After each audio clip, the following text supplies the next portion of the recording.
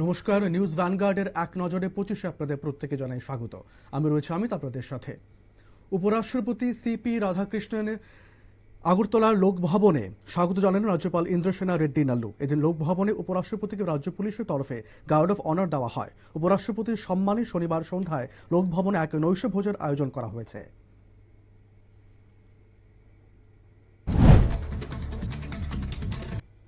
জলে ডুবে এক কিশোরের মৃত্যুর ঘটনায় শোকের ছায়া নেমে এসেছে এলাকায়। ঘটনাটি ঘটেছে আড়ালিয়া এলাকায়। মৃত কিশোরের নাম সুরজিৎ দাস, তার বয়স 15 বছর। বন্ধুদের সঙ্গে স্নান করতে গিয়ে সে জলে ডুবে মারা যায় বলে জানা গেছে। এই মর্মান্তিক ঘটনায় স্থানীয় বাসিন্দাদের মধ্যে গভীর শোকের পরিবেশ সৃষ্টি হয়েছে।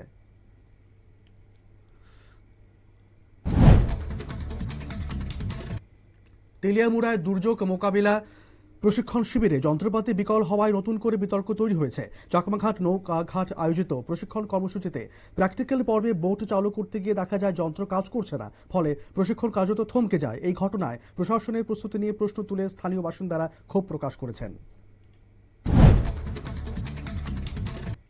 এডিসি ভোটকে সামনে রেখে ইতিমধ্যে নির্বাচনী প্রচার শুরু করে দিয়েছে ত্রিপুরা।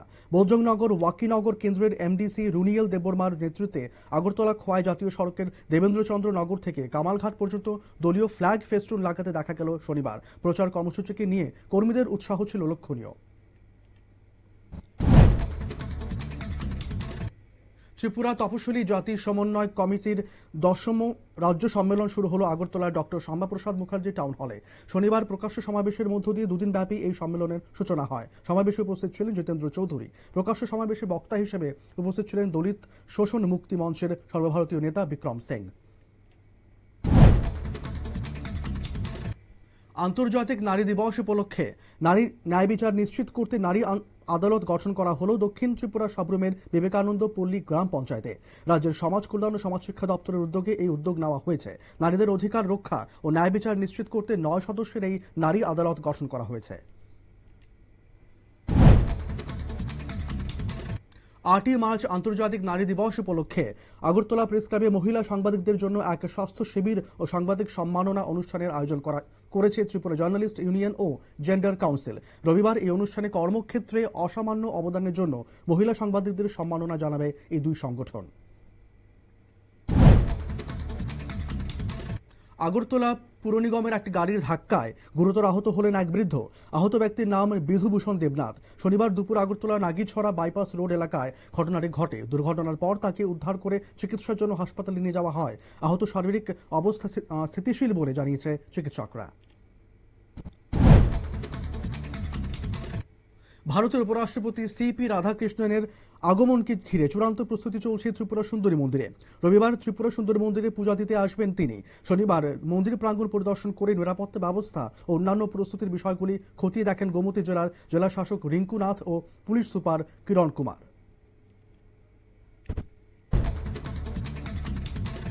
দুদিনের রাজ্য সফরে এসেছেন উপরাষ্ট্রপতি সিপি রাধাকৃষ্ণন। এদিন আগরতলা বিমানবন্দরে তাকে স্বাগত জানান রাজ্যপাল ইন্দ্রসেনা রেড্ডি নাল্লু। তাকে স্বাগত জানাতে উপস্থিত ছিলেন মুখ্যমন্ত্রী মানিক সাহা ও সাংসদ রাজীব ভট্টাচার্য।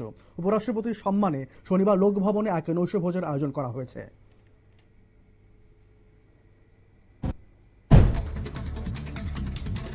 মোহনপুরে এক মোটর সাইকেল দুর্ঘটনায় এক যুবকের মৃত্যু হয়েছে। ঘটনায় গুরুতর আহত হয়েছেন আরেক যুবক। দুর্ঘটনাটি ঘটে সিমনা থানা সংলগ্ন কফি হাউসের সামনে গভীর রাতে। গুরুতর আহত তাপস সরকারের মোহনপুর সিএইচসিতে চিকিৎসাধীন অবস্থায় মৃত্যু হয়েছে। আরেকজন আহত হলেন সুমন নম, তার চিকিৎসা চলছে।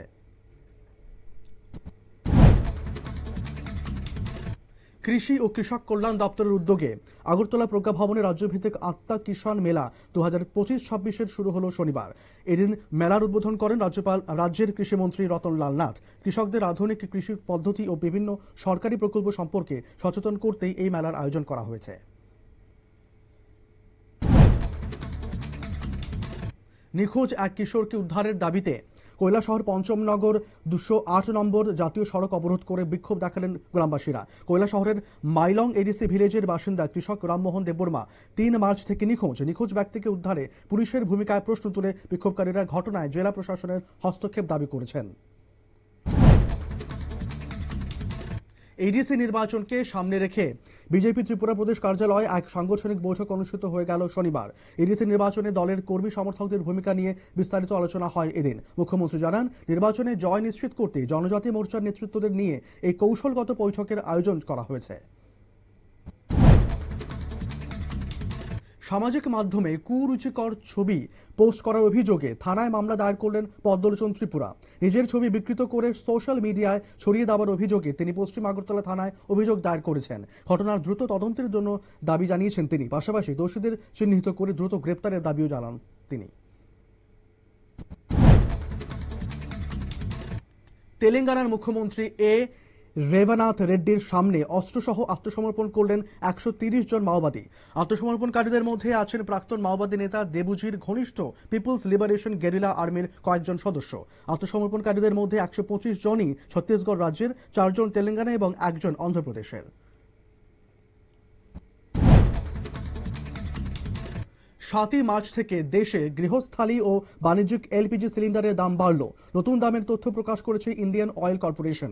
নতুন সিদ্ধান্ত অনুযায়ী 14.2 কেজির গৃহস্থালী এলপিজি সিলিন্ডারের দাম 60 টাকা বেড়েছে। অন্যদিকে হোটেল ও রেস্তোরাঁয় ব্যবহৃত 19 কেজির বাণিজ্যিক এলপিজি সিলিন্ডারের দাম বেড়েছে 114.5 টাকা।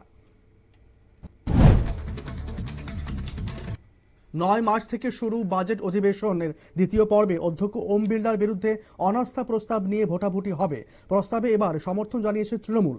অনাস্থা প্রস্তাবকে কেন্দ্র করে দলের সাংসদদের জন্য বাধ্যতামূলক উপস্থিতির জারি করেছে বিজেপি ও কংগ্রেস দুই দল। সোমবার বিতর্কের জন্য বিষয়টি তালিকাভুক্ত করা হয়েছে। উত্তরপ্রদেশে ভোটার তালিকা সংশোধন ঘিরে নতুন করে চাঞ্চল্য তৈরি হয়েছে। খসড়া তালিকায় থাকা আরও 2,66,000 নাম বাদ দেওয়ার আবেদন জানিয়ে জমা পড়েছে 7 নম্বর ফর্ম। গত 6 জানুয়ারি এসআইআর প্রক্রিয়ার প্রথম ধাপ শেষে প্রায় 2,89,00,000 ভোটারের নাম বাদ পড়েছিল। এই পরিস্থিতি নিয়ে আশঙ্কায় রয়েছে রাজনৈতিক দলগুলি। পশ্চিম এশিয়ার যুদ্ধের আবহে রফতানিকারীদের স্বস্তি দিতে কিছু ছাড় ঘোষণা করেছে কেন্দ্রীয় সরকার। এক্সপোর্ট অব্লিগেশন পূরণের সময়সীমায় ছাড় দেওয়া হয়েছে। যাদের ইপিসিজি অনুমোদনের মেয়াদ 1 মার্চ থেকে 31শে মের মধ্যে শেষ হওয়ার কথা ছিল, তাদের সময়সীমা বাড়িয়ে 31শে আগস্ট করা হয়েছে এবং এর জন্য কোনো ফি দিতে হবে না। রাশিয়া ভারতের কাছে কত পরিমাণ অশোধিত তেল রপ্তানি করছে সে সংক্রান্ত তথ্য প্রকাশ করা হবে না বলে জানিয়েছে ক্রেমলিন। শুক্রবার রাশিয়ার রাষ্ট্রপতি দফতরের মুখপাত্র দিমিত্রি পেসকভ জানান, তেল রপ্তানির সংবেদনশীল তথ্য প্রকাশ্যে আনা হবে না। ফলে রাশিয়া ভারত তেল বাণিজ্যের পরিসংখ্যান নিয়ে অনিশ্চয়তা থেকেই যাচ্ছে।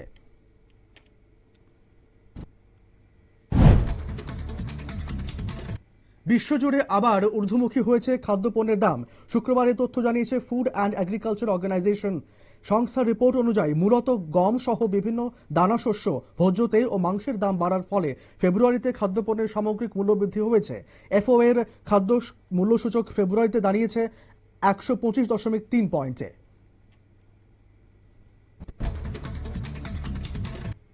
বাংলাদেশের চাঁপাইনবাবগঞ্জে মসজিদ কমিটির ফরমান ঘিরে বিতর্ক দেখা দিয়েছে। গান বাজনা এবং বাদ্যযন্ত্র বাজানোকে হারাম বলে ঘোষণা করা হয়েছে ওই মসজিদ কমিটি। সিদ্ধান্ত নেওয়া হয়েছে যে কোনো বিয়ে বাড়িতে গান বাজনা হলে সেখানে বিয়ে করাতে যাবেন না স্থানীয় আলেমরা। এই বিজ্ঞপ্তির কথা জানাজানি হতেই পদক্ষেপ নেয় স্থানীয় প্রশাসন। নেপালের সদ্যসমাপ্ত সাধারণ নির্বাচনে বড় জয় পেতে চলেছে রাষ্ট্রীয় প্রজাতন্ত্র পার্টি আরএসপি। দলটির প্রধানমন্ত্রী পদপ্রার্থী ও কাঠমান্ডুর প্রাক্তন মেয়র বলেন্দ্র সাহা দেশের পরবর্তী প্রধানমন্ত্রী হতে পারেন বলে মনে করা হচ্ছে। নেপালের পার্লামেন্টের নিম্নকক্ষ হাউস অফ রিপ্রেজেন্টেটিভস 275টি আসনের মধ্যে প্রায় 119টি আসনে এগিয়ে রয়েছে আরএসপি। পশ্চিম এশিয়ায় সামরিক সংঘাতের দ্রুত সমাধান চেয়েছেন রাশিয়ার প্রেসিডেন্ট ভ্লাদিমির পুতিন। তিনি আয়াতোল্লাহ আলী খামেইনির মৃত্যুতে শোক প্রকাশ করেছেন। পুতিন বলেন, বর্তমান পরিস্থিতিতে শত্রুতার পথ থেকে সরে এসে শান্তির পথে এগোনো জরুরি। তার বক্তব্যে আমেরিকা এবং ইসরায়েলের বিরুদ্ধেই ইঙ্গিত রয়েছে বলে মনে করা হচ্ছে। এক নজরে 25 এখনকার মতো এই পর্যন্তই। পরবর্তী আপডেটস, খবর এবং টক শো দেখার জন্য চোখ রাখুন শুধুমাত্র নিউজ ভ্যানগার্ডের পর্দায়। ধন্যবাদ।